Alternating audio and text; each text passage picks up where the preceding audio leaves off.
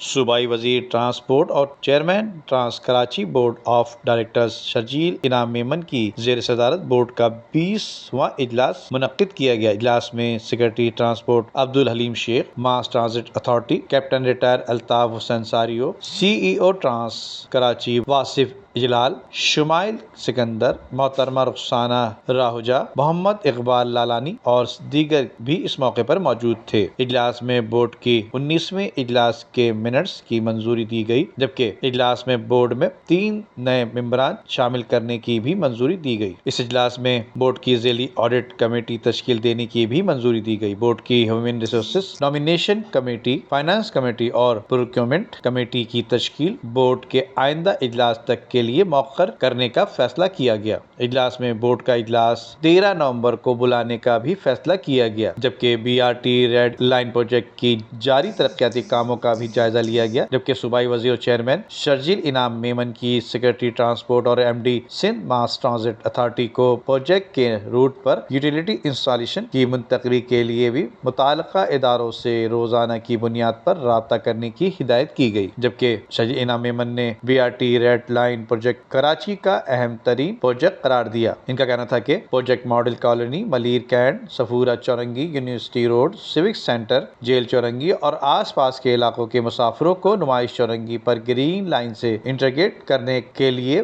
بنایا گیا ہے، جبکہ پروجیکٹ کی لاٹ 1 ماڈل کالونی ٹینک چوک سے موسمیات تک کے لیے جاری ہے۔ ان کا کہنا تھا کہ B R T line project کی بروقت تکمیل یقینی بنانے کے لیے تمام رکاوٹیں دور کی جائیں، جبکہ پروجیکٹ میں تاخیر کسی صورت برداشت نہیں کریں گے۔ پروجیکٹ کے بایو گیس پلانٹ کی تعمیر کے لیے لانڈی میں اراضی ٹرانس کراچی کے حوالے کر دی گئی ہیں، جبکہ گیس پلانٹ کی تعمیر کا ٹینڈر جلد از جلد جاری کیا جائے گا۔ انہوں نے بتایا کہ ملیر ہالٹ پر بس ڈپو کی تعمیر کے لیے اراضی کا کنٹرول دے دیا گیا ہے، جبکہ ٹیپو سلطان اور ریس کورس بس اسٹیشن کی تعمیر کا آغاز بھی کر دیا گیا ہے، جبکہ ٹیپو سلطان انڈر پاس کی تعمیر پر بھی کام کا آغاز کر دیا گیا ہے، جبکہ موسمیات سے نمائش چورنگی کی لاٹ 2 میں N E D university, Karachi university اور شیخ زاید بس اسٹینڈ کی تعمیر کا کام شروع ہو چکا ہے۔ ان کا کہنا تھا کہ پاکستان پیپلز پارٹی کی سندھ حکومت کی ترجیح ہے کہ کراچی کے شہریوں کو ٹرانسپورٹ کی جدید اور آرام دہ سہولیات فراہم کریں۔ Nadeem Siddiqui, M7 city news, Karachi.